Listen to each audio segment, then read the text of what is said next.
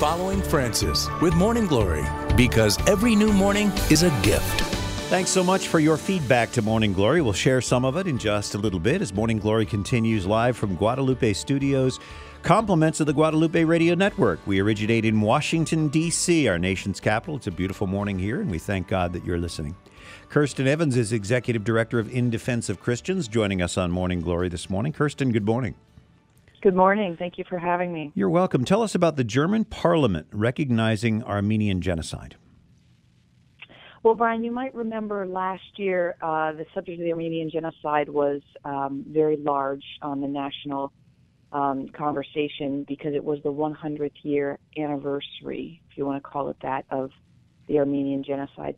And at the time, a lot of the nations of the world began making these formal recognitions, formal declarations of a genocide that had taken place at the beginning of the 20th century that had been somewhat controversial and had been largely silenced for many years. The European Parliament was among them, and what we're seeing is that the particular nations of the European Parliament themselves are kind of reconfirming and reaffirming that designation of the European Parliament from last year, Germany being one of them. So last week, the German Parliament, as a sovereign nation, recognized the Armenian Genocide. And that was a big deal. As we know, as this has come up, it puts a lot of stress and tension on the relationships of these nation states with Turkey, who categorically rejects this as a historical fact. And so it's a bold move on the part of the German government. Why take that bold move 100 years after the fact? You know, I think it's hard to say. I think that the fact that it is the 100th anniversary brought a lot of light back to the situation, but I believe that what is happening right now in the Middle East, and in particular ways what we're seeing unfolding in Syria and Iraq, and the effect that has had on the minority communities there, the Christian minority communities, the Yazidi minority communities, the systematic persecution, the genocide, the targeting of these communities in a time of conflict is very reminiscent of what happened to some of these exact same communities 100 years ago. I mean, it was the Armenians, the Assyrians, the Greeks, the Syrian Christian communities that suffered under the Armenian Genocide. It was the First World War. It was a moment of great regional conflict, and these Christian minority communities became the scapegoat of a larger conflict that was unfolding in the region, and they became the target of a systematic genocide. And that is what we are seeing history repeat itself again today. Our friends and our colleagues and our collaborators in the Armenian community say, we can't believe it. You know, we went through this 100 years ago, and we're watching it happen to the Syrian and Iraqi Christians again today. Kirsten, what constitutes genocide, and how is that applied to the situation in the Middle East today?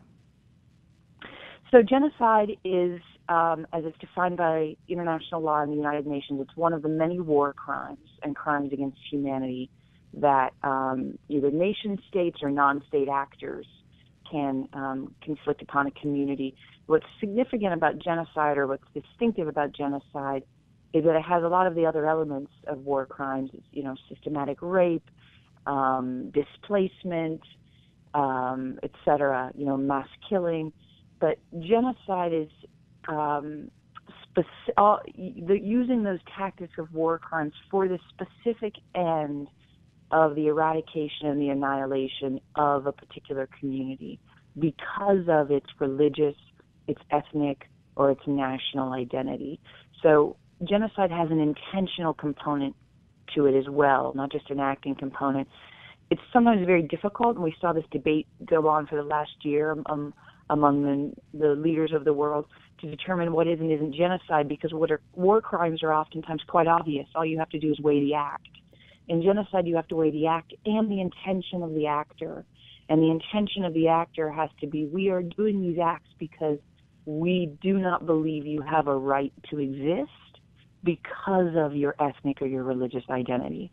And that's what I think the world consensus has come to that is the situation of the minority communities under ISIS, and that is what the Armenian community and the Assyrian community have been saying for 100 years was what happened to them. Kirsten Evans, under the Executive Ottoman Empire. Director of In Defense of Christians, is our guest on Morning Glory. Kirsten, we saw such a strong push for a genocide declaration from the U.S. State Department. That happened late last year. Has it made any difference? It has, Brian, and it will continue to.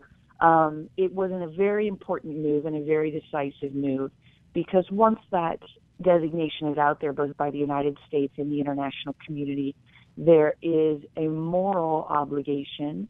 There's a moral obligation on the part of the world to do whatever we are able to do to alleviate the sufferings of these communities and to look towards their long-term survival and reintegration and protection in their native lands and in their native homelands. So it was the beginning, without a doubt. It is not a solution to the problem, but it was a very critical and essential component in being able to commit the international community to the long-term protection of Christian, Yazidis, and other religious minorities in Iraq and Syria. All of this can seem so distant to many of us living in our home communities here in the United States. But what can we do as Catholics, as Christians, as Americans to help alleviate this horrible situation in the world? We can do a lot more than we think we can, oftentimes, Brian. First thing we can do is become educated about the situation, learn about Middle Eastern Christianity. It's a very, very rich and ancient part of our Christian tradition, going back to the time of the apostles. Learn about the needs of the communities and get your own church or your own civic community involved. There are many ways to help provide aid. There are many ways to help provide information to your own policymakers, your own government representatives. There are many ways to show solidarity. So on our own organization, In Defense of Christians, on our website, indefenseofchristians.org, you can go on there, you can sign up for our newsletter, get regular information, become a member, and we make available to church communities all kinds of tools and instruments to become involved in this issue as an individual or as a community. indefenseofchristians.org. Kirsten Evans, Executive Director of In Defense of Christians.